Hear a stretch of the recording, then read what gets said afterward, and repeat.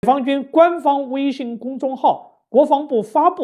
布了一个重磅消息：中国人民解放军东部战区代表团将访问日本。大家都知道，中国与美国军事对抗比较突出，但中美之间呢，有国防部之间、战区级别之间以及海上安全的磋商机制。中美之间还有一个海空相遇安全行为准则。尽管这些机制和准则有时候并不一定会发生作用，但有总是比没有还是要强一些。不过有意思的是作为近邻，中国与日本之间缺乏相应的规范和磋商机制，以及海空相遇安全行为准则，这个无疑是不正常的。如果说过去日本方面看不起中国海空军的话，那现在已经时过境迁了。日本没有美国相对于中国的那个实力地位，甚至可以说中日之间的军事实力地位已经出现了反转。咱们中国不会为了这些东西专门去求着日本去，日本方面才应该体现出应有的主动才行。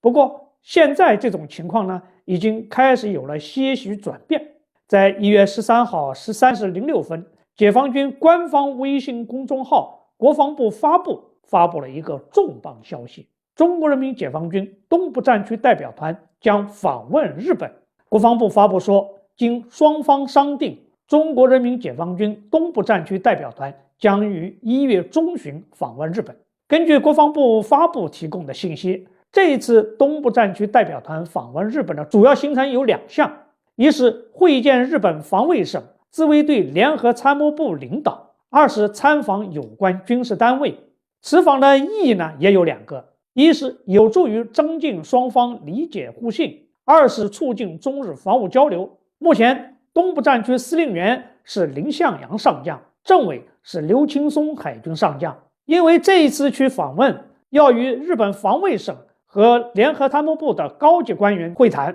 应该呢东部战区会派出战区一级的领导过去访问，但究竟是哪一级带队，现在还不得而知。大家都知道，东部战区是咱们的5大战区之一，其战略方向是当前中国最重要的台海以及南海方向，其担负的战略使命不言而喻。以前中国军方也曾多次访问日本，但相较于中美之间的交流要少多了。中国军方最近一次访问日本的时间是去年的5月14号到20号，是中国人民解放军校级军官代表团，这是自2019年以后首次访日。那么那次访问是由中国人民解放军第13批中青年军官代表团去进行访问的，一共有20名校级军官参与。代表团团长当时是中央军委国际军事合作办公室副主任张宝先少将。而1月中旬的这一次，由解放军战区领导率领代表团访问日本，这个在历史上还是首次。目前中日之间的关系有回暖的迹象。从1月13号到15号，日本自民党干事长森山裕、公民党干事长西田实人率日本执政党代表团访华。而根据此前森山裕向媒体的透露，预计他将带着日本首相石破茂的亲笔信来访华。而在去年12月25号，日本外相岩屋义对中国开展访问之后，日本首相石破茂在接受日媒采访的时候也说出过自己的一个心愿，他想访华。尽管中国军队与日本自卫队之间交流不多，互信基础呢也不够扎实，但这一次东部战区代表团访问日本，无疑将为中日两国军事关系的持续发展注入新的活力与动力。但我们还是不能因为中日之间的军事交流逐渐恢复而掉以轻心。值得我们注意的是，就在1月13号上午，美国总统拜登、